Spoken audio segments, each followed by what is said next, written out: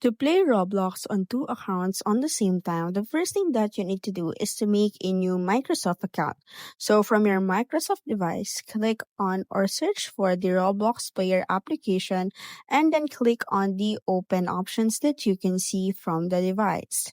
After clicking on the open options, click on open file location and then you'll be able to see this. Afterwards, click on the app settings options that you can see from the choices under the Roblox.